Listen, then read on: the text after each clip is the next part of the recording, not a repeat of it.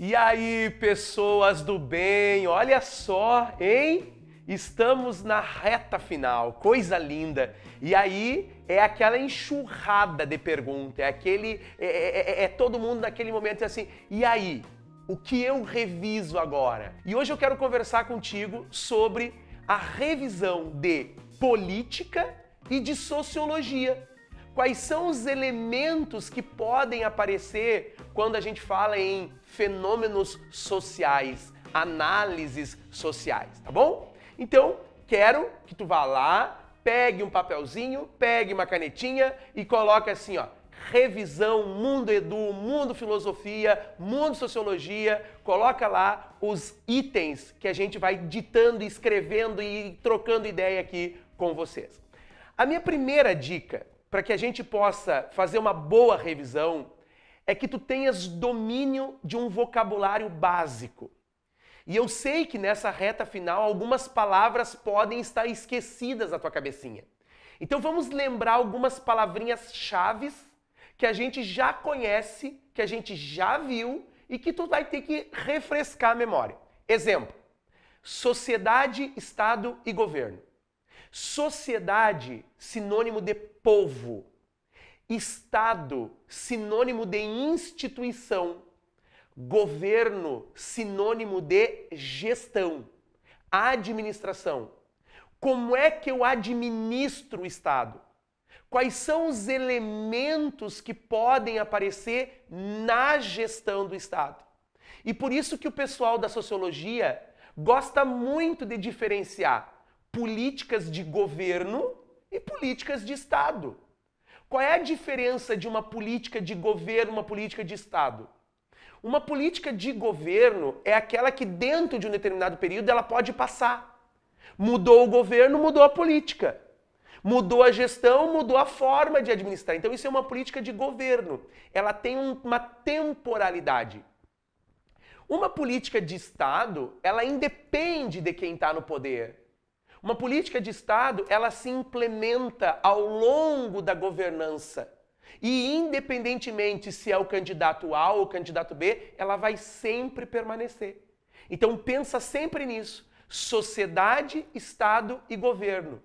De quem é a responsabilidade da gestão? A gestão, a administração da nossa vida é papel do Estado. Então essa é a primeira dica. A segunda dica é quase que uma aposta. Ai, eu tenho medo de apostas, mas vamos lá. Cuidado com as relações de poder.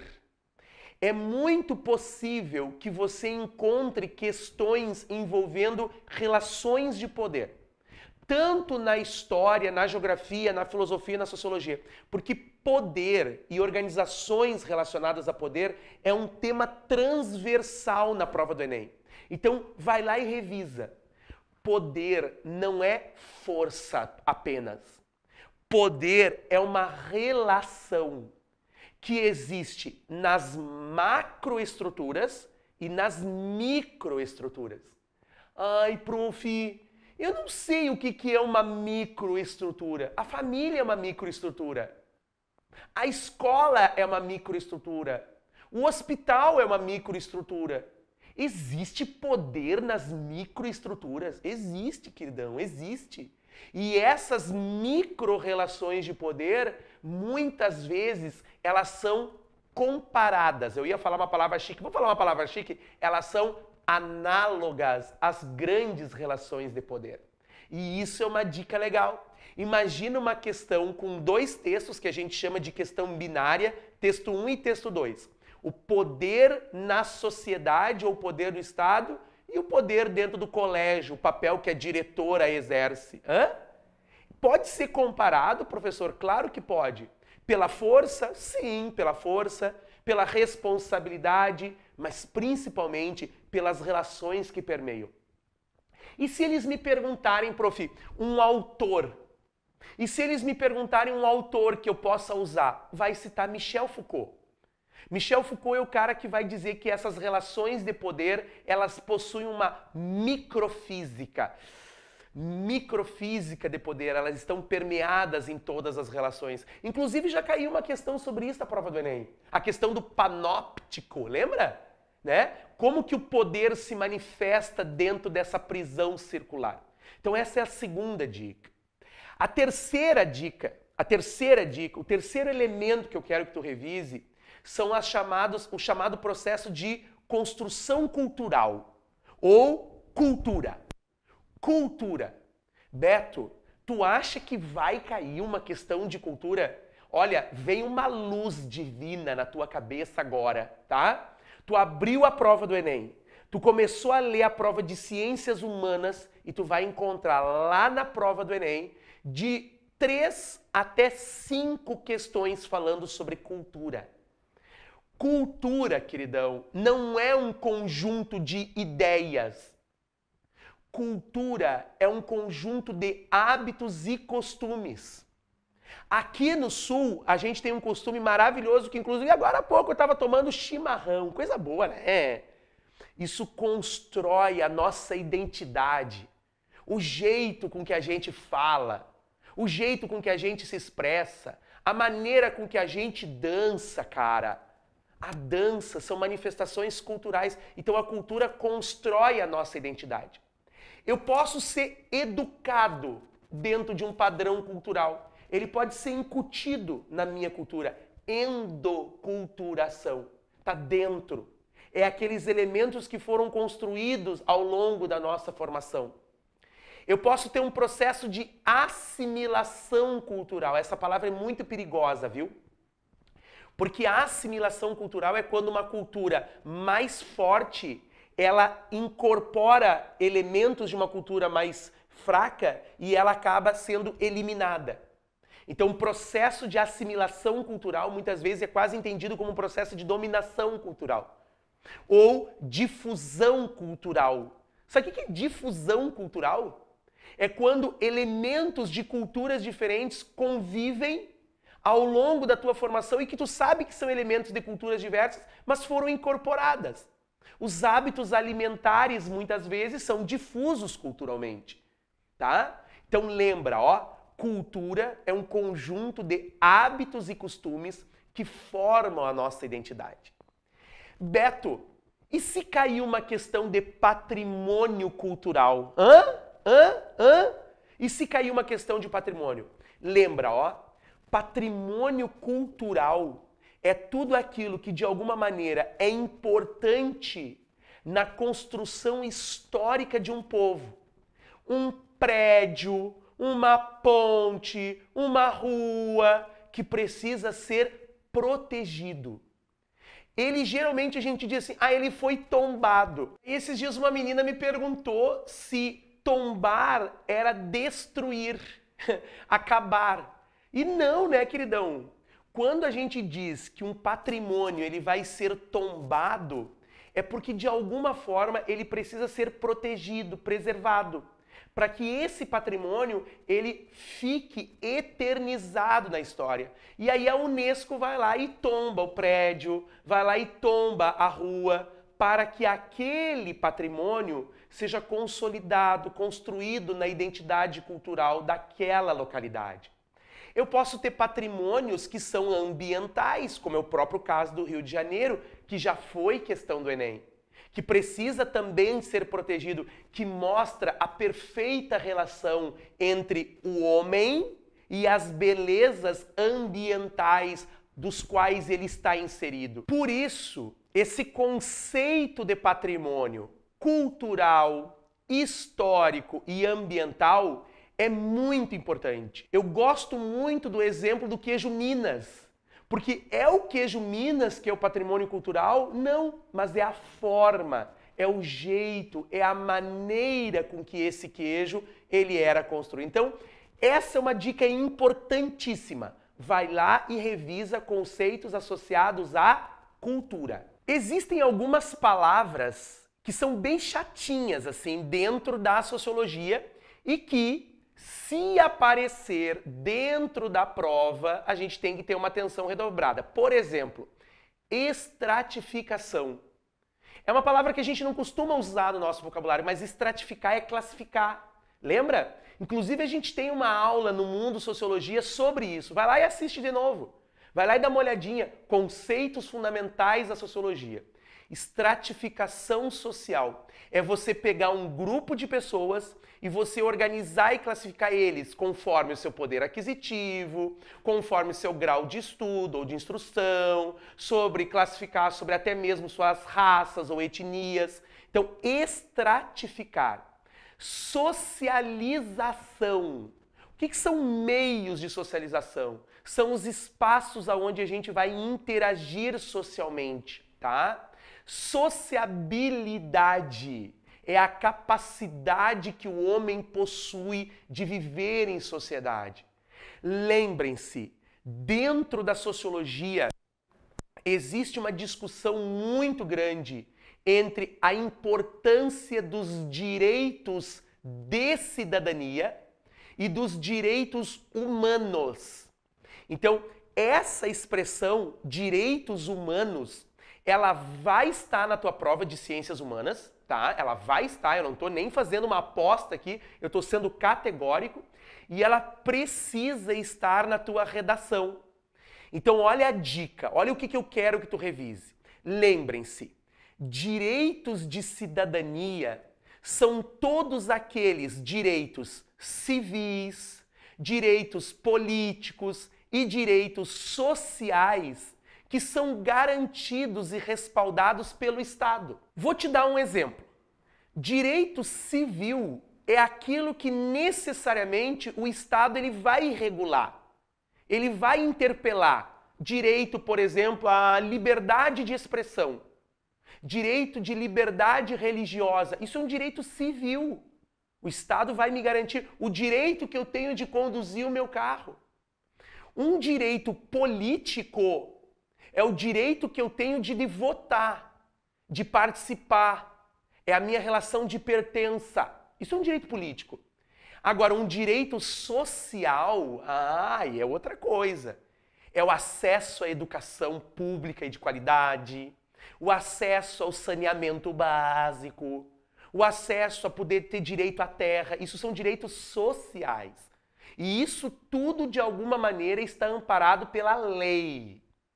Agora, um direito humano, ele está acima. Olha a minha mão aqui, olha aqui, ó. Olha para quem tem memória visual. Olha aqui, ó. Direito de cidadania, direito humano, ó. Os direitos humanos estão acima desses direitos aqui. Por quê? Porque os direitos humanos, que são os direitos que defendem a nossa integridade, né, que defendem a nossa dignidade, eles são inalienáveis, eles não podem ser tirados de ti.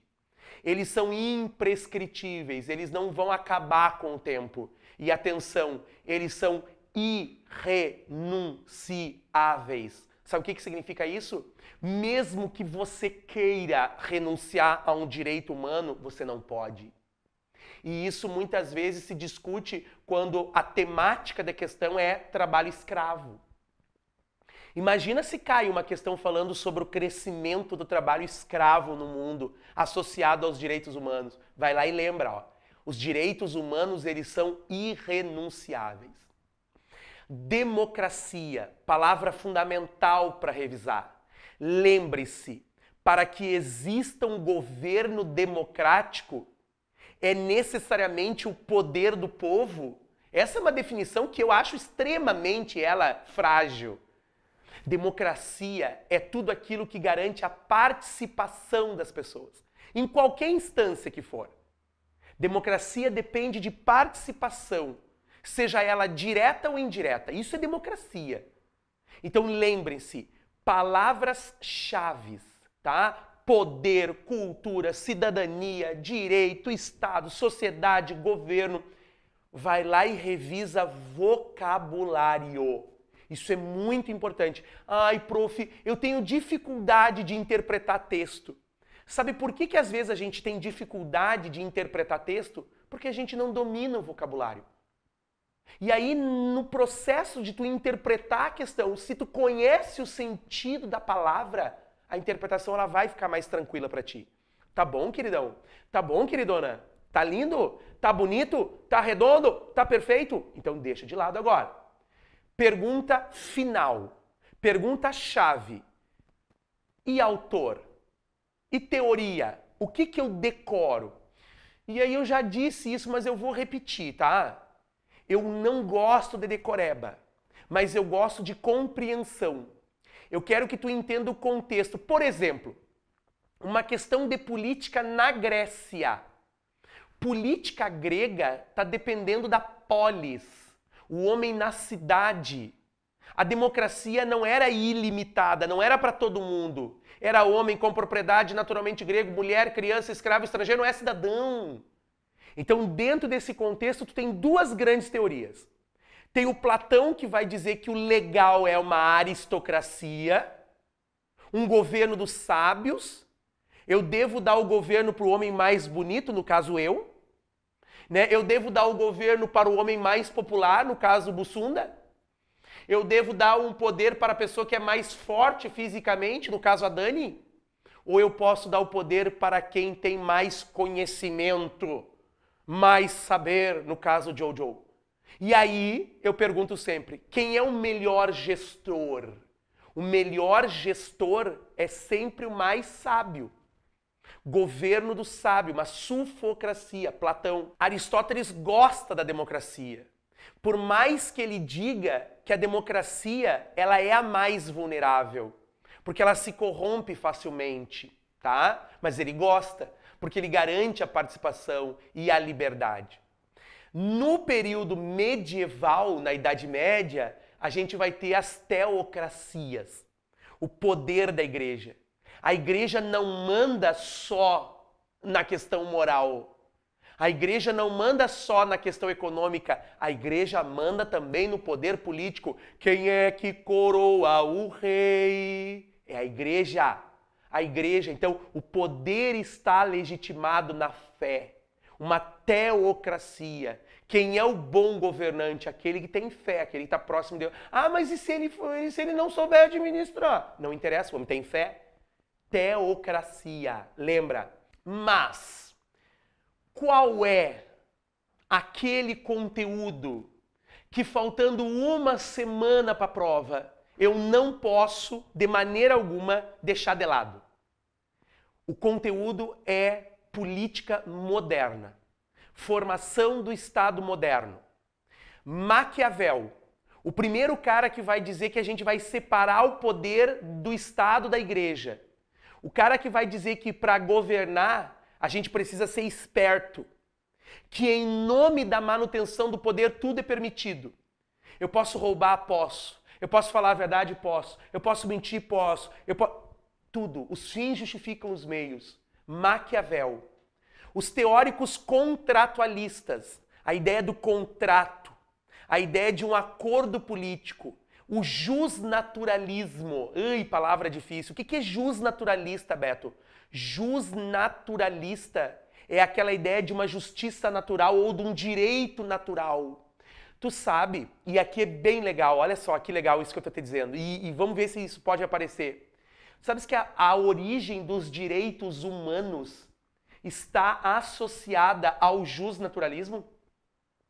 Aos direitos naturais? Quando Rousseau defende que todos nós nascemos livres e iguais, ele está dando um prelúdio, ele já está anunciando aí um princípio de direito humano que precisa ser respeitado. John Locke vai dizer que a gente tem direito natural à propriedade. John Locke é o cara que vai dizer tu já nasce com o direito de ter aquilo que é teu.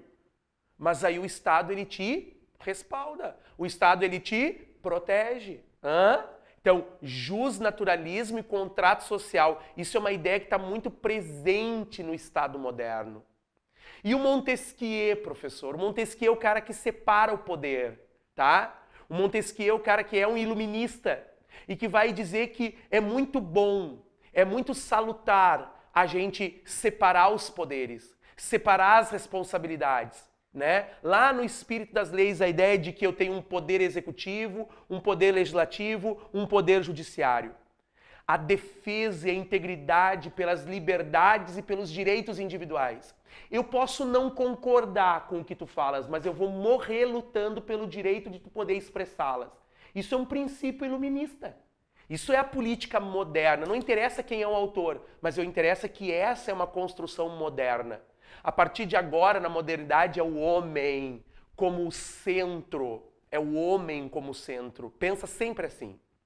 E quando nós passamos da modernidade para a contemporaneidade, aí a gente começa a discutir várias coisas, como, por exemplo, o impacto que a Revolução Industrial teve na história do pensamento político. A Revolução Industrial, ela vem justamente para marcar a transição entre o período moderno e o período contemporâneo. Nesse processo da Revolução Industrial, a gente tem o crescimento da indústria, o fortalecimento dos modelos de produção em série. Nós temos o fortalecimento do ideal capitalista. E aí, na sequência da Revolução Industrial, vem um cidadão chamado Karl Marx, que vai olhar para tudo isso e vai dizer, gente, isso é nocivo. Beto, pode aparecer uma questão do Marx? Pode. Em que contexto? No contexto de Revolução Industrial. E se aparecer uma questão do Marx na prova, fica bem atento, porque ele vai criticar todas as ideologias capitalistas e liberais. Por quê? Porque elas são alienantes. Porque elas te colocam numa condição de indiferença. E aí o Marx vai dizer, olha, vamos se juntar, gente. Vamos pegar as armas, gente. E vamos lutar para mudar a estrutura ideológica, política e social. Nasce o conceito de revolução do proletariado. Nasce o conceito de mudança política e social. Vem o socialismo e o comunismo. Uma das perguntas que eu mais escuto na minha vida, qual é a diferença entre socialismo e comunismo em uma palavra? Estado. Estado. É isso que eu quero. Vai lá e lembra que no socialismo o Estado é forte, no comunismo não. No comunismo não há mais a necessidade do Estado. O Estado ele se tornou obsoleto porque as pessoas vivem num comum acordo, tá? E claro, mais recentemente, aí eu estou falando agora já do século XIX, século XX, século XXI, os ideais liberais, eles ressurgem das cinzas e ganham uma nova roupagem, que é o chamado neoliberalismo. O neoliberalismo, ele vai passar por 3 fases distintas. E cuidado com a fase que representa o segundo momento do neoliberalismo, da qual a gente tem a figura da Margaret Thatcher. Cuidado, viu? Porque essa mulher, ela chegou à conclusão de que o Estado já não tinha mais condições de garantir o bem-estar social das pessoas e essa intervenção da iniciativa privada, ela vai ser mais forte agora no período contemporâneo. E essa é uma pergunta que também eu escuto muito. Qual é a diferença de um ideal liberal para um ideal neoliberal? A diferença é uma só: globalização.